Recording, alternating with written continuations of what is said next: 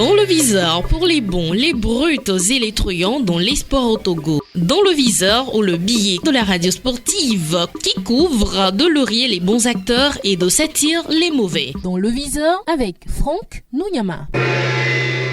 À toutes celles, à tous ceux qui sont déçus par les résultats enregistrés par les éperviers depuis quelques années, vous avez raison d'être déçus, d'être en colère même, parce que ce que vous avez de plus cher en football ne donne plus des résultats attendus. À toutes celles, à tous ceux qui refusent de parler encore épervier parce que ce levier, ce patrimoine national ne vous rend plus ce que vous lui avez pendant longtemps donné. Vous avez raison. À toutes celles, à tous ceux qui, quelque part, veulent que les éperviers perdent à tous les coups parce que vous avez reçu des coups à cause de la sélection, vous avez raison. À toutes celles, à tous ceux qui encore ont juré de voir les éperviers totalement couler parce que vous avez été d'une manière ou d'une autre roués de coups, vous avez quelque part raison. À toutes celles, à tous ceux qui encore ont été blessés dans la vie de l'équipe nationale et qui se sont définitivement lavé les mains dans tout ce qui est épervier, vous avez peut-être aussi raison. À toutes celles, à tous ceux qui ont mal lorsqu'on évoque le nom épervier, calmez-vous. Bref, à toutes celles, à tous ceux qui pensent aujourd'hui que les décideurs, c'est-à-dire l'État, le ministère et la fédération ne gèrent pas bien le football togolais en général et l'équipe nationale en particulier,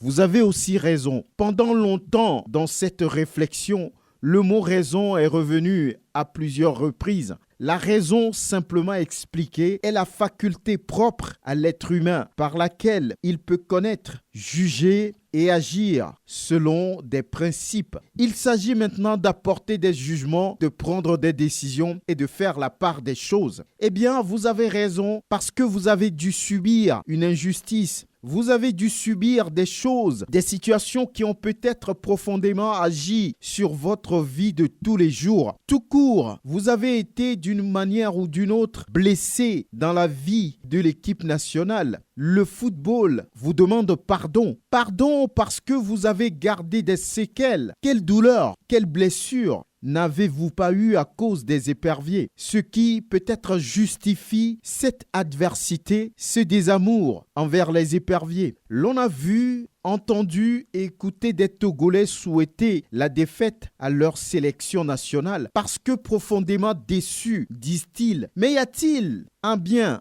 un patrimoine qui vous unit, qui nous unit plus que le football dans ce pays? Tout le monde répond non à cette question. Pour nous dire qu'il est temps d'enterrer la hache de guerre autour des éperviers. Il est temps de ramener cet amour qui a fait la gloire et la force de l'équipe nationale. Elle n'est point le bien de personne. C'est un patrimoine à tous les Togolais. Donc, elle a besoin, cette équipe nationale, de nos émotions et communions positives. Il est important, voire vital pour l'équipe nationale d'oublier les blessures, les douleurs, les ressentiments pour redonner cette osmose qui a fait la force des éperviers il y a une vingtaine d'années. Quelles que soient les rancœurs, les douleurs, l'on ne peut pas montrer ce patrimoine national de la main gauche. De votre soutien de toujours sortiront des éperviers forts et compétitifs. Comme le dit si bien Alexis Romao de retour en sélection, laissez les gens travailler pour prendre le temps d'avoir des résultats. Fin de citation.